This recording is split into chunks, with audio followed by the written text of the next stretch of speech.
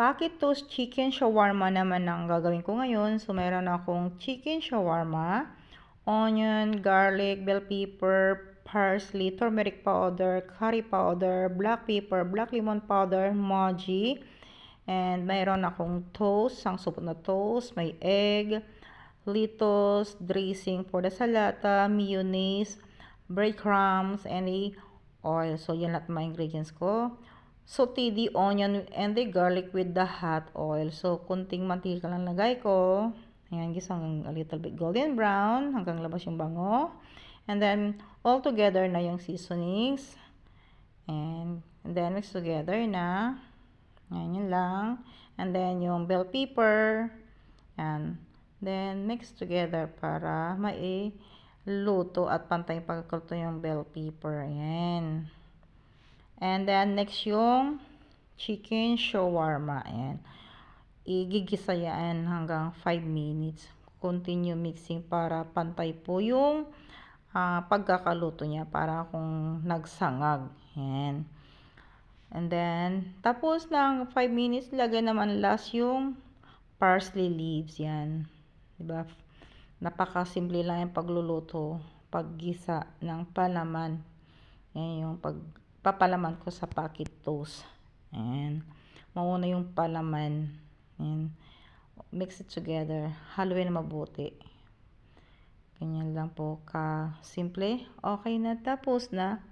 So, ipapagilid mo muna. And then, habang magiging lumamig, ihanda ko naman ngayon yung toast. Ayan. Ikakat ko to the circle. Yan na yung takip ng garapo ng ginamit kong hulmaan. Ganyan yan. Lahat yan. Cut into the circle. Ganyan lang po yung ano ko. Kasi maliit yung hulmaan ko dyan na nabili eh. Yung pag-cut dyan. Kaya yung ano na lang, takip na lang garapon. So, nakat na lahat. Ayan, ililoblob sa egg and the breadcrumbs. So, bago ko hinawakan yan guys, naghugas muna ako ng mabuti ng kamay. Yan, bago ko maghahawak-hawak ng mga pagkain. Yan. And then, ipa-fry. Yan. Ganyan lahat yan. So, as usual, kaya ng dating naunang ginawa ko, ipa-fry ko lang dyan ng with the hot oil. Slow fire lang. Hindi pwedeng malakas yung apoy niya. Masusunog kasi. Yan. Tapos na lahat. So, gagawa naman ako ng palaman niya, yung dressing for the salata and the mayonnaise. Ayan, mix together. And mayroon akong lettuce doon, nakanda na rin. So, okay na lahat.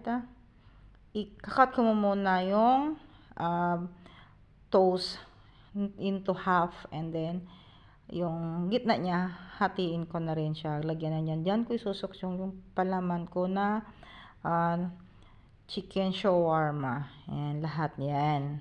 Diba? Mag-request kasi sila, may order. Ayan. Request nila is a chicken shawarma. Ayan. Palaman sa gilid noon. Then, lagay yung lettuce. And then, ipalaman yung shawarma. Chicken shawarma. Diba?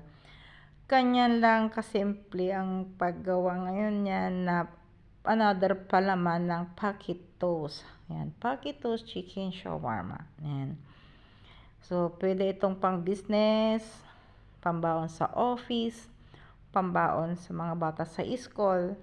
Pwede. Napaka simple at napakasarap. Try nyo guys. Ito lang ma-advise ko. Napaka simple talaga at napakasarap.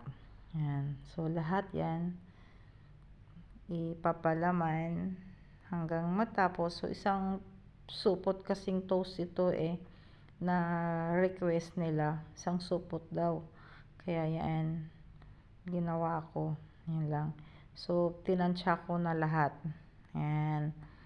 Okay na, tapos na. Ganyan lang po kasimple. Nasa lagayan na. Pwede nang i-deliver.